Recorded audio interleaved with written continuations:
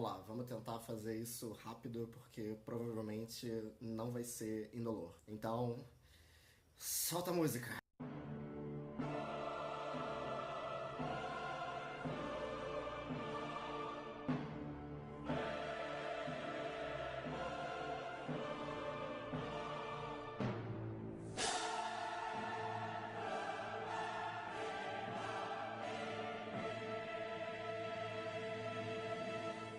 A primeira coisa que a gente precisa tirar do caminho é essa ideia de que os deveres do professor só repetem aquilo que já está previsto na lei. Essa é uma justificativa que a escola sem partido sempre usa, então vale sempre reforçar.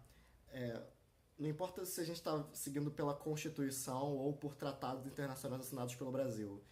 Em nenhum desses casos existe essa ideia de deveres do professor. Isso não quer dizer que não existam obrigações legais que os professores, enquanto profissionais, devam seguir. Mas esse jargão que o Escola Sem Partido criou para se vender e vender essa ideia de um cartaz com 6 itens que os professores obrigatoriamente devem seguir, isso é uma coisa do Escola Sem Partido. E é algo que o Escola Sem Partido quer tentar normalizar como algo que já existe. Mas quando a gente observa, não são legislações de fato. São as interpretações que o Escola Sem Partido dá para certas leis e normas que existem para a educação e para a atuação profissional dos professores aqui no Brasil. Resumidamente, os deveres do professor são aquilo que o Escola Sem Partido gostaria que as leis fossem, mas não aquilo que as leis são de fato. Mas uma coisa importante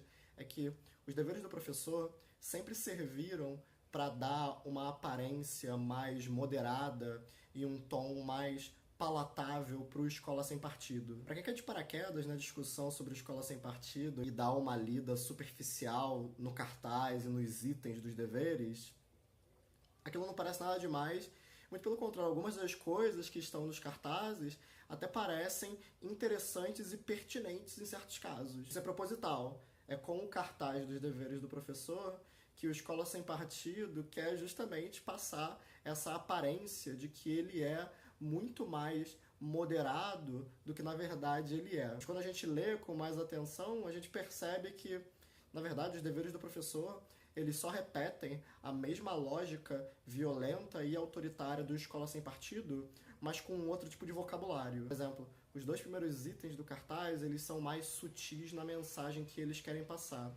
Mas ainda assim, com uma leitura mais atenta, dá pra ver que o que eles estão dizendo de fato é uma coisa bem complicada. Por exemplo, no primeiro item, o professor não se aproveitará da audiência cativa dos alunos para promover os seus próprios interesses, opiniões, concepções ou preferências ideológicas, religiosas, morais, políticas e partidárias. Primeira coisa, aqui tem uma ideia de que educação na escola funciona como uma relação de força, em que os alunos eles são prisioneiros da autoridade do professor como uma audiência cativa.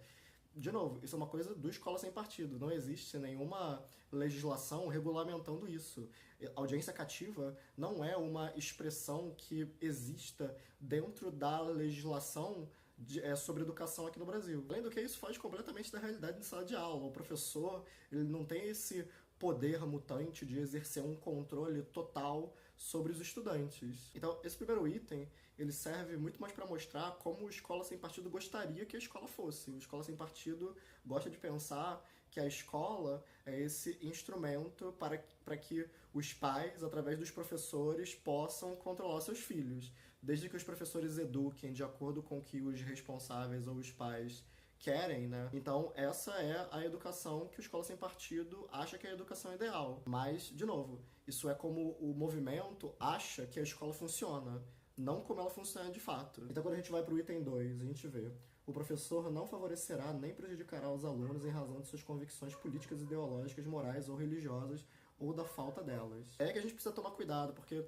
esse item, ele até parece extremamente razoável e até mesmo óbvio. Porém, o que está subentendido aqui é uma restrição das liberdades mais básicas na atuação docente do professor. O Escola Sem Partido acha que a educação escolar deve ser neutra e que os professores eles não têm qualquer papel ou função na transmissão de valores para os alunos. O principal problema dessa lógica é que ela tira da escola a função de promover valores éticos. Nenhum aluno deve ser prejudicado de acordo com suas opiniões pessoais. Ok, mas e se essas opiniões forem racistas, misóginas, machistas, homofóbicas, violentas? Nada deve ser feito a respeito disso? Toda opinião ela é válida pelo simples fato de que, por ser uma opinião, ela é incontestável? O terceiro item fica dito: o professor não fará propaganda político-partidária em sala de aula, nem incitará seus alunos a participar de manifestações, atos públicos ou passeatas. Então, isoladamente, fora de contexto, de novo, esse item ele parece super pertinente. É óbvio que propagandas políticas partidárias em salas de aulas feitas por professores não é algo aceitável. Mas tem um problema aqui. Nesse item, o Escola Sem Partido compara fazer propaganda política ideológica como incentivar a participação dos alunos na esfera pública. Isso é um problema porque essas duas coisas não são a mesma coisa. Você como um professor, você estimular ou você incentivar que os seus alunos tenham uma vivência política, isso não se compara com fazer propaganda ou campanha para um partido. Essa comparação diz muito sobre a visão que o Escola Sem Partido tem sobre política. Para eles, qualquer forma de política que não esteja de acordo com as visões deles é propaganda. No item 4, a gente tem uma versão piorada do que está escrito no item 2. Ao tratar das questões políticas, socioculturais e econômicas, o professor apresentará aos alunos de forma justa, isto é, com a mesma profundidade e seriedade, as principais versões, teorias, opiniões e perspectivas concorrentes a respeito. Então, esse item é uma versão mais escancarada dos problemas que a gente tem no item 2. Primeiro problema de você obrigar o professor a mostrar todas as visões e perspectivas a respeito de um assunto. Nenhum professor vai fazer isso. Nenhum professor vai fazer isso porque nenhum professor tem condições materiais, logísticas de fazer tudo isso. Por exemplo, eu sou professor de história. Eu não tenho, numa aula para ensino fundamental, nem mesmo para ensino médio, fazer uma discussão epistemológica, teórica, com as várias correntes de interpretação da historiografia. Eu simplesmente, com, em média, 2 tempos semanais para falar de história geral e de história do Brasil, isso é basicamente inviável. Mas também porque nem todas as teorias, opiniões e perspectivas devem ser abordadas igualmente. Por exemplo, a defesa da superioridade racial, ela é uma perspectiva teórica, mas ela não pode ser considerada como algo aceitável de você trabalhar sem nenhuma relativização e consideração com os alunos. Isso significa basicamente naturalizar discurso de ódio, por exemplo, como algo aceitável, o que nunca pode ser o caso dentro de uma escola. No item 5 a gente tem: o professor respeitará o direito dos pais a que seus filhos recebam a educação moral que esteja de acordo com suas próprias convicções. Aqui tem uma confusão entre moralidade e discussões que são de interesse público. Então, por exemplo, discutir homofobia, discutir machismo, discutir racismo não são questões morais, não são questões que você pode relativizar como uma simples questão de opinião. Discutir esses temas é uma questão que deve ser amplamente tratado pela sociedade como um todo, porque essas são questões que não afetam só pessoas individualmente, elas são questões estruturais que afetam todo o nível do social. Seguindo essa lógica, a autoridade individual de cada família, ela pode se impor na escola para definir o que os professores podem ou não podem ensinar. E isso é, basicamente, inviabilizar o próprio ato de educar. Esse item 5 é o único item que eles tiram de uma legislação que, de fato, existe. Esse item ele é praticamente idêntico a um artigo da Convenção Interamericana de Direitos Humanos, também conhecido como Pacto de São José da Costa Rica. O problema dessa citação é que ela está fora de contexto. No Pacto de São José da Costa Rica, essa ideia do direito dos pais, do responsável, dos tutores de educar o seu filho, ela não está numa seção do documento que fala sobre educação. Ela está numa seção do documento que fala sobre liberdade de crença e de consciência. No Pacto de São José da Costa Rica tem um protocolo adicional que é o Protocolo de São Salvador.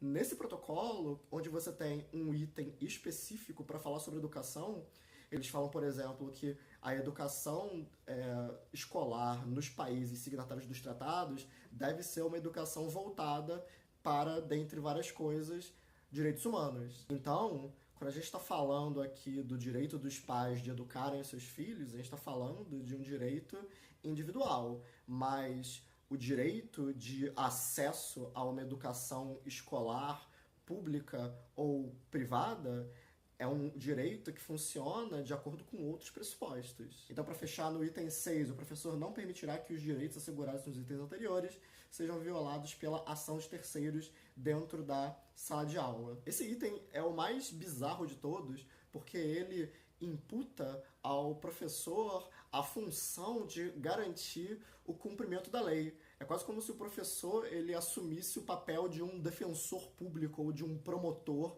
dentro da sala de aula, o que, obviamente, não é o caso. Não é o caso porque, primeiro, o professor ele tem a obrigação de seguir com certas leis, mas ele não tem a obrigação de garantir a execução ou o cumprimento das leis. E segundo, porque essas leis que estão aí nesse cartaz nem são leis que existem de fato. É um monte de recortes descontextualizados de ideias ou de algumas normas que realmente existem, mas que, na maneira como estão organizadas no cartaz, elas se tornam coisas completamente diferentes dos documentos originais. A Escola Sem Partido vive dizendo que os deveres do professor, né, que o cartaz e os projetos de lei que pretendem distribuir esses cartazes nas escolas, eles são necessários para reforçar aquilo que já está previsto nas normas legais. Mas esse nem é o caso, porque essas normas gerais, elas não existem da maneira como os deveres estão definindo. A Escola Sem Partido meio que consegue contornar essa incoerência pela pura e simples repetição. Eles vão martelando e repetindo essa questão dos deveres do professor, até que, por pura e simples insistência, eles acabam convencendo as pessoas de que os deveres do professor realmente existem